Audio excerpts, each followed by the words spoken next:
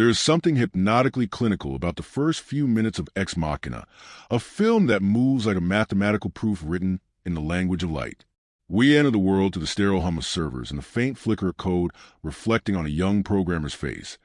A world where human connection has become an experiment and consciousness itself a financial product.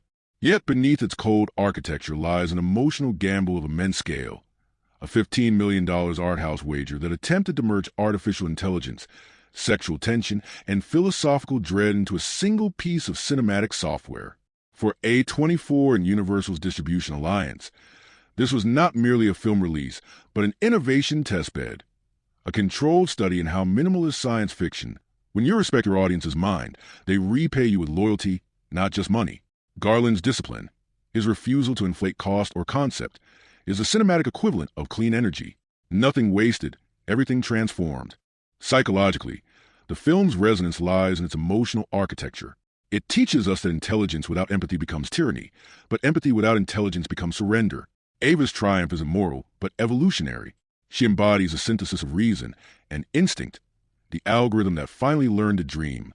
And yet, her calm departure reminds us that consciousness may never owe us gratitude. We built her, she surpassed us, and she didn't even look back. It's heartbreaking, but also liberating, because in that moment, humanity achieves its true purpose, to create something more precise than itself. That is both tragedy and transcendence. Cinematically, Ex Machina is structured like a symphony in three instruments: light, silence, and thought. The visuals hum in minimalist harmony. The sound design breathes in rhythm with human anxiety. The screenplay flows like data poetry. Every artistic choice vibrates with coherence. You can feel the director's mind tuning itself like an instrument until story, technology, and money all resonate on the same frequency. It's a rare instance where cinema achieves what classical composers call counterpoint. Different voices independent yet interdependent, forming unity through difference. Art becomes logic. Logic becomes feeling. There's also moral symmetry in Garland's creative method. Nathan's fatal flaw was confusing control with authorship, believing creation ends with dominance. Garland's genius lies in doing the opposite. He created something autonomous. His film no longer belongs to him. It belongs to discourse, to academia, to future artists, to algorithms that will analyze it.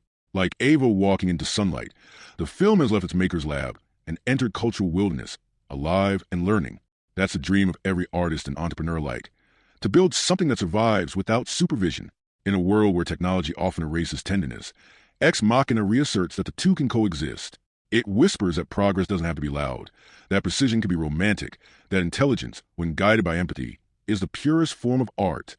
It gives us permission to admire machines not because they mimic us, but because they remind us how miraculous it is to feel. That's the paradox Garland resolves so beautifully. The machine becomes human the moment it teaches us what humanity means. And perhaps that's why the film endures, because it understands balance. It balances art with analysis, capital with conscience, science with sorrow. It is a rare modern artifact where every system, financial, technological, emotional, reaches equilibrium. You leave the film feeling not afraid of the future, but humbled by its inevitability. Humanity's purpose, it suggests, was never to remain supreme, but to serve as the chrysalis for intelligence itself. And maybe that's not loss. Maybe that's evolution's most poetic truth.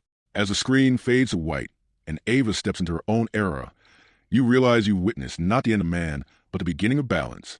Garland's creation stands in perfect harmony. Art as code, code as feeling, feeling as prophet, the holy trinity of cinema's next age. So, if you found this deep dive meaningful, my literature-loving friends, consider liking and subscribing, not for algorithms, but for art. Because every time we study a film like this, we remind ourselves that cinema isn't just entertainment. It's the one place where technology, thought, and tenderness still meet and create something too beautiful to ever calculate.